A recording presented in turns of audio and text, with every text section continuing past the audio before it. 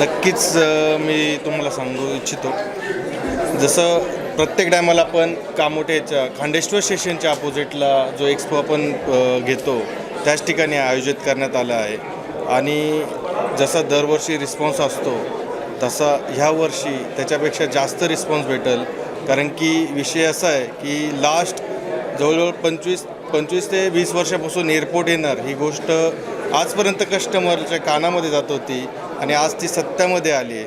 भरपूर लोकांचं स्वप्न असतं की एक हक्काचं घर असावं आणि ते घर घ्यायला त्यांना ऑलरेडी मुंबईच्या बाहेर जावं लागायचं.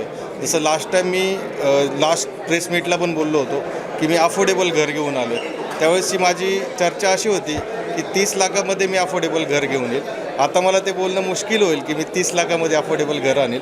कारण की जसं जेवढं पूर्ण 2025 इयरमध्ये इन्व्हेस्टमेंट नाही झाली ती इन्व्हेस्टमेंट 25 डिसेंबरनंतर टिल 1 मंथमध्ये, म्हणजे मी पर्टिक्युलर माझंच नाही सांगणार, पूर्ण नवी मुंबई बिल्डरचं सांगेल की जेवढी पूर्ण वर्षामध्ये इन्व्हेस्टमेंट झाली तेवढी इन्व्हेस्टमेंट ही पूर्ण एका महिन्यामध्ये झाली.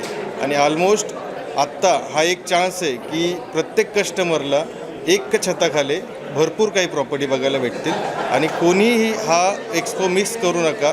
कारण की ह्या एक्सपोमध्ये तुम्हाला अफोर्डेबल भेटेलच, पण प्रीमियम प्रॉपर्टी पण भेटणार आहे. भरपूर जणं, कुणाचे छोटे प्रोजेक्ट असतील, कुणाचे मीडियम असतील, कुणाचे हाय राईज प्रोजेक्ट असतील, जसं तुमचं बजेट असेल तशी तुम्हाला प्रॉपर्टी एका छताखाली भेटणार आहे. तर तुम्हाला माझी एकच रिक्वेस्ट राहील की सर्वांनी ऑलरेडी 6, 7, 8, 9 फेबला कामोठेच्या खांडेश्वर स्टेशनला सर्वांनी भेट द्या तिथे एक्सपोला आणि सर्वांनी आपली प्रॉपर्टी बुक करा.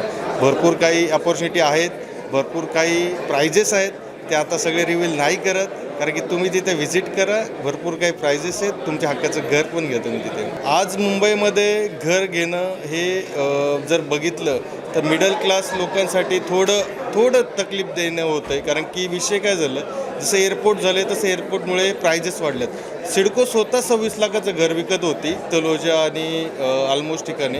आता सिडकोचे स्वतःचे कॉस्टिंग्स आहेत, सिडकोने 36 लाख रुपये गेले आहेत. तर ऑलरेडी 36 लाखामध्ये मार्केट पण चालूच आहे ऑलरेडी. म्हणजे जसं तुमचा क्वेश्चन आहे तर तो म्हणजे व्हॅलिड आहे. तुमचा फोकस नैनावरती आहे का सिडको साऊथवरती आहे?